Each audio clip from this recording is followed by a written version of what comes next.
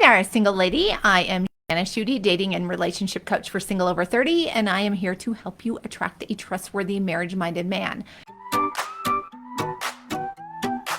Today, I am going to help you recognize a toxic relationship and a toxic man. But maybe you're thinking, I'm not even in a relationship right now. Even if you have been in just one unhealthy relationship, that can be a pattern, because if you've allowed that to happen, that can mean that it could happen again. And I'm holding up my hand here because that is exactly what happened to me. Or even if you haven't dated, it is always good to be prepared. I am really excited because I'd like to get started and share about some of my own story about not recognizing unhealthy relationships, toxic men. So when I was single, I had a pattern that I repeated several times, and that is that I allowed men into my life who were not emotionally safe, and some of them were downright toxic. So one of the challenges with this is that when we start dating or when we're younger, we don't really have a clue, right, what we're looking at. Like, we're really clueless that the seeds for this to happen in our lives, for us to have a toxic relationship, have already been planted in us really early on. Or maybe we had a difficult breakup, or something happened to us where we were abandoned, or we had a parent that didn't treat us well, maybe a father figure, for example. But these kinds of seeds, these kinds of experiences lay the seeds in our hearts for these kinds of toxic relationships to happen. But we are completely unaware of them. We have no idea that we are vulnerable to these red flags or toxic relationships until they have already happened. And those seeds in my life were from past relationships and my relationship with my dad. And then you add on top of that the fact that I was a people-pleasing middle kid, and I didn't want to be judgmental, and I didn't want to hurt anyone's feelings, and I didn't trust myself to make a good decision because of some choices that I made in the past. All of these things all together sort of created this cocktail that made me susceptible to toxic relationships or to unhealthy relationships. Also, what this meant is that I didn't know how to recognize a safe date. I didn't know how to tell if a man was toxic or not. And if I had known how to tell if a guy was a safe date or not, it would have saved me tons of heartache and wasted time and all kinds of bad stuff, right, that happened. And when I got married and I looked back over my shoulder, and you may have heard me mention this before, but when I look back over my shoulder, I thought about why I was single for so long. And there were lots and lots of reasons. There wasn't just one reason. There were a lot of reasons. But one of the reasons is that I didn't know how to recognize these toxic guys. I didn't know how to recognize an unsafe date. I didn't know how to recognize a guy who would be good to me or for me. And like I mentioned, if I had known this, it would have saved me tons of time, like years. I mean, I was in 3 separate relationships for almost 10 years that you may have heard me talk about before that weren't ever going anywhere, right? They were just dead-end relationships. So this is one of the reasons why I'm doing this. I just want to encourage you. You do not have to shut down your heart out of self-protection. You don't have to decide that you're never going to love anyone again because you've had some bad experiences. You don't have to be afraid of choosing the wrong person. And please don't tell yourself, my picker is broken, right? Because when you say that, what you're doing is you're wearing a label. You're deciding, I'm going to wear a label. I am broken in this way. My picker is broken. I can't do anything about it. But just in the same way that you can learn how to do anything else, you can learn how to recognize a safe date. You can learn how to recognize what a toxic guy looks like or what an unhealthy relationship looks like. You can learn how to do all of these things. It takes self-awareness, and it takes some education, and it takes to open up your heart to become the kind of person who can be empowered to choose well. However, if you just want to say to yourself, I can't do it, then you're not going to do it because you're not going to seek out the answers. So I just want to encourage you, you can learn how to choose well, right? I believe that I'm in a really great marriage, not perfect marriage, but a really great marriage. And that came from recognizing or beginning to recognize what unhealthy relationships look like.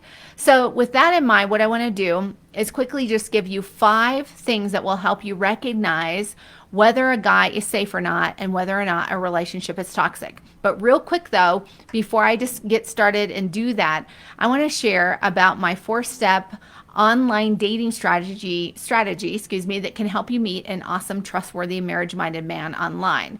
When I say that, you might be going, ugh, I hate online dating. I never want to do it again. Or I've heard there's only bad people on there, right? I encourage you to talk with me about this 4-step strategy. And here's why. It's the same strategy that I've used with a lot of coaching clients who have met great guys online who are getting serious with those men. Some have gotten engaged, and I've even had women who have gotten married. If you would just indulge me and ask for a 15-minute discovery session with me, I will help you, because I'm going to give you lots of encouragement. I'm going to show you how, when you have a strategy, that it can help you overcome a lot of the discouragement and the frustration and all that kind of stuff that has to do with online dating. Online dating could be a really viable way to meet somebody, because just on, I think it's match.com alone, don't quote me on that, but there's like 20 million people on there, literally 20 million. And so what that means is that there's a lot of great people. You just need a strategy. It's more than just sticking up your picture and hoping that it works, right? We need to know how to online date. It requires a whole strategy so that you don't get stuck in texting, you don't get discouraged, all that kind of stuff. All right, so in order to find out about that, what you can do is just send me an email at help, HELP, at singleover30.net and say, hey, Shana, I want to learn about this 4-step online dating strategy and have a short conversation with you. There's no obligation to purchase anything. I'm not going to hard press you and hard sell you. I'm just going to explain to you about it, and you can decide if it's a good fit for you. All right, so back to how can you tell if a relationship or a guy is toxic? So the first thing is that a guy is going to respect your boundaries, and a toxic, unsafe guy is not going to respect your boundaries. So you may have heard this about this before in their book Safe People, but doctors Henry Cloud and John Townsend, they describe boundaries as physical, spiritual, and emotional property lines. And these lines tell you and me, this belongs to you and this belongs to me. This is your responsibility and this is my responsibility. And that thing over there, that belongs to you, this belongs to me, right? So these boundary lines will tell you if someone has crossed over them. If you don't have boundaries, you won't be able to tell if someone has crossed them. So the first thing that you want to do is know that you need to be able to identify and set your boundaries. Even if you just set them within yourself, right? Then you know if someone has stepped over them. Also, these boundary lines will help you know not only physically, but it helps you emotionally know if someone has crossed over your boundaries. So in a relationship, you might have a guy who doesn't respect your boundaries. That's a toxic guy. So for example, and when I say relationship, I mean that you could just be getting to know him as well. So what this means is, let's say, for example, you tell him, please don't call me after 11 o'clock because that's when I go to bed, or you let him know that's when you go to bed, and then he calls you and you ask him not to do it and he still does it, right? He hasn't respected your boundaries. And that's why boundaries are good, is because they will help you identify if a guy is safe or not, if he's toxic or not, if he's respectful or not. And if you don't have boundaries and you're the kind of woman who's a pleaser, I was a total pleaser before, and you sort of go along with things and just go along to get along, and you don't want to be rejected, so you don't have boundaries, and you don't want anyone to get mad at you, then what happens is you may end up getting in a relationship that won't be good to you or for you, and the guy won't be good to you, and with a guy who doesn't consistently respect your boundaries, right? Because if you just kind of go along to get along, a guy steps over your boundaries, what happens is if he doesn't respect you in one area, then he probably won't respect you in others. So a safe person or a safe man is going to respect your boundaries. The second way to tell if a relationship is safe or not, or if a guy is toxic or not, or a relationship is toxic, is that a safe guy is going to treat you like an adult. A toxic guy or unsafe guy will treat you like a child. So when Joel met Katie, he really appreciated her maturity and how she demonstrated control of her life until she started treating him like a kid. And then what he found out was that she wasn't a safe person. And this can happen the other way around too, right? It can happen that women discover that men aren't safe. So the problem is that she believed that he wasn't capable of making his own decisions. And this is one of those things that happened in a relationship that I had. I didn't recognize that I had a guy in my life who I was dating who was controlling me and trying to manipulate me, and he was treating me like a kid. And the reason why is because I just gave him the benefit of the doubt at the beginning. I thought that he was just trying to be the hero in my life and be the leader in our relationship. I thought he was trying to love me and help me. I thought that he was trying to negotiate a better deal on my apartment. I thought that he was just trying to help me clean out the cupboards in my apartment. But he overstepped some boundaries, right? He came into my kitchen. He started cleaning out a bunch of things and threw a bunch of things away without even asking me. So I let him do all of these helping things because I just kind of went along in the relationship. And what I didn't realize until later was that he was treating me like a kid, and he wasn't respecting me. He wasn't respecting my space. He was controlling. So a safe guy, someone who's not toxic, is not going to treat you like a kid. They're going to get your input on things. They're not going to step over your opinions or your boundaries. They're going to let you make your own decisions. And then when you make your own choices, they're not going to make you feel like you're stupid, or they're not going to try to punish you. So if you recognize this negative parental pattern in a relationship that you're in, and you've asked this person not to do these things, like you've set some boundaries for them and they ignore those boundaries, that's not good. You might want to reconsider being in that relationship, because relationships that are healthy are characterized by two people who treat each other as equal adults. So that doesn't mean that there aren't times when you act like kids, right? That's different. My husband and I, we totally connect on the silly. We just like to be goofy together. We love to hang out together, and we like to have fun. But being an adult means that you respect each other, and you can totally act like kids and still respect each other. So if you recognize that this person who's in your life, or that you're getting to know, or that you're dating, is treating you like a kid, then that can be toxic, right? And here are some other signs of this kind of parental behavior. So he gives you advice without seeking it. Now, I'm not talking about someone who just gives you suggestions and they have the right heart about them. I'm talking about someone who they come across as controlling and bullying, and maybe they even get mad. Maybe they pull away when you don't do things the way that they want you to, right? So they are passive aggressive and they punish you. Also, another bad sign is that he distrusts your choices. Like I mentioned, he is convinced that you need help navigating life and you're just not able to do it, right? This can make you start to feel really bad about yourself, right? Bad sign. Maybe you have this general feeling that he kind of disapproves of you on the whole.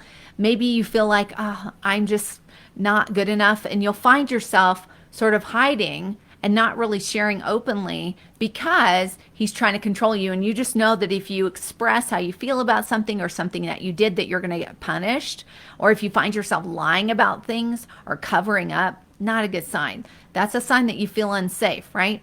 So remember, if a guy that you're seeing or someone that you're getting serious with has this habit of parenting you, that's not a good thing, because if they're doing this before you tie the knot, they're not going to magically not do it after you tie the knot.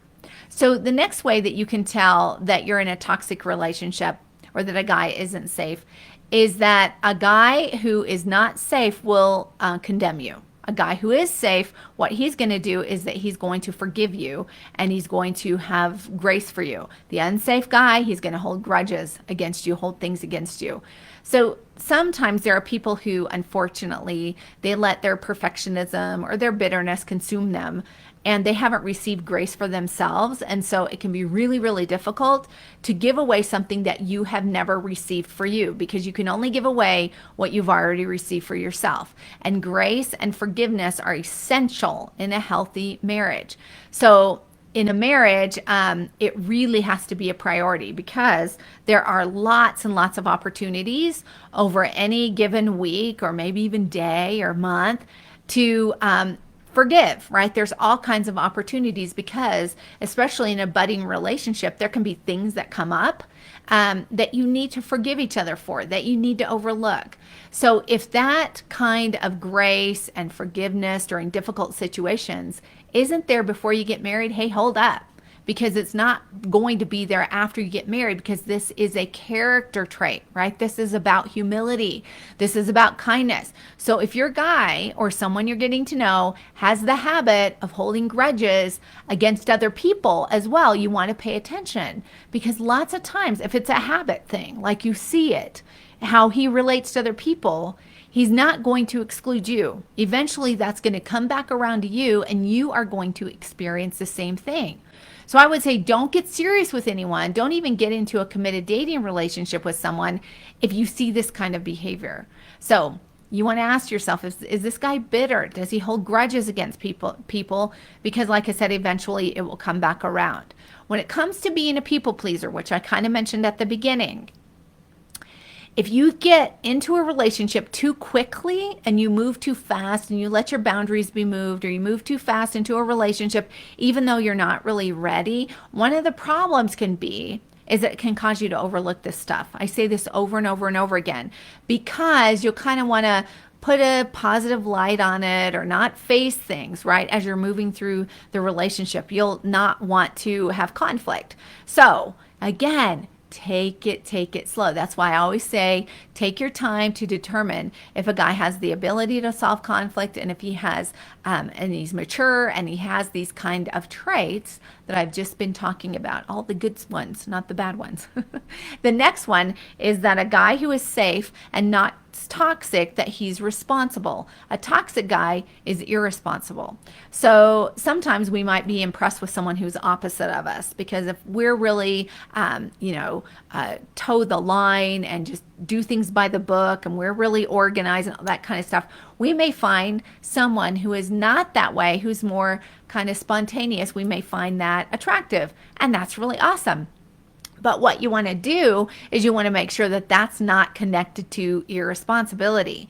You want to make sure that this person is not unreliable. And another way that you can tell if this is just part of his personality or if it's a real character flaw is if you bring something up, then if he's always trying to put it back on you, right? Or if someone's irresponsible and they're always blaming it on other people like they can't, that can be a sign of victim mentality. What you're looking for is you're looking for someone who, on the whole, is responsible. They take care of their own life and they take care of their own business.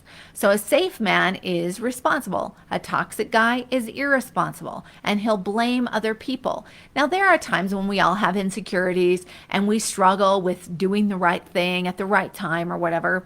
But when you talk to someone who is capable of changing, when you bring things up, they will notice it, they will own it, and they will do something about it.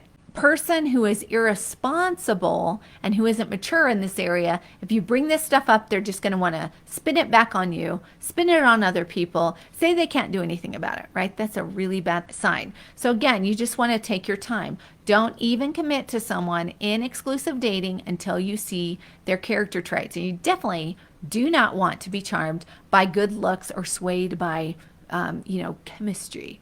So the next one is that a safe guy will admit his flaws rather than blame other people, which I already mentioned. So a toxic guy is going to blame other people. So all of us are blind to our faults at some level, but when a person, like I mentioned, refuses to accept their flaws, when they always are blaming it on other people, it's not an endearing thing. Because if there's anything that I've learned in marriage, even though, like I mentioned, I think I got a great marriage, marriage requires grace, and there are times when it requires flexibility and humility. So what that means is that I might need to go to my guy, and he may need to come to me, and we need to talk to each other about something that's going on that we need to change. And then when we deal with these conflicts, then we need to let each other off the hook. And your partner will need to do that for you, and you will need to do that for him. But if there's something that you need to change for the good of the relationship and for the good of the other person, you need to be open to correction and to criticism, right? But if we're always spinning it back on other people, and we can't accept that maybe we're wrong in an area, that's not good. Because what that means is if there's ever anything that is really serious that comes up in the relationship, what that means is now you're at a standstill, right? Nothing's going to change. So you want someone who is open to correction. And if there's anything that I love about my husband, it's that he's willing to admit when he's wrong, and he'll say he's sorry. He's quick to forgive. And I like to do the same thing too. So there aren't periods of time where we are at a standoff, right? That never happens. We're both always willing to say that we're sorry. We're willing to work it out. We don't hold things over each other's heads. So compassion and humility are two of the very main traits that you want in a marriage and a great relationship. And emotional intimacy is really necessary in a great marriage. And you can't have that if there's not empathy for the other person. Like if you go to your guy and he has no empathy because he can't ever admit that he's wrong about anything, right? And he won't receive correction, then now you're just going to feel like you're not seen. You're going to feel like that person doesn't care about you. It will make you feel emotionally unsafe. So emotional intimacy is necessary in marriage, and you cannot have that in marriage if there isn't empathy and the ability to say, I'm sorry. So again, a toxic person or a toxic guy isn't going to respect your boundaries, and you want to make sure that you have them. He's going to treat you like a kid, or he could. These may not all be present in the same person, but these are some signs. Would treat you like a kid, won't forgive you, will condemn you, will blame you, won't take responsibility, is irresponsible, right? So these are things to look for. And again, you want to take your time in getting to know a guy, because we can be all caught up in the romance of the moment, but it takes time to get to know who a man really is. So to find out more about relationships and men, and to be able to identify red flags, I invite you to check out a free download that I have. It's 25 red flags that you don't want to miss. It's an extension of what we're talking about today. All you have to do to get that is go over to singleover30.net/red-flags. Again, that's singleover30.net/red-flags. All right. I hope this has been helpful. And in closing, like I always say, remember that the dream that you have to love and be loved is possible. And remember to keep it sunny. See you next time. Bye-bye.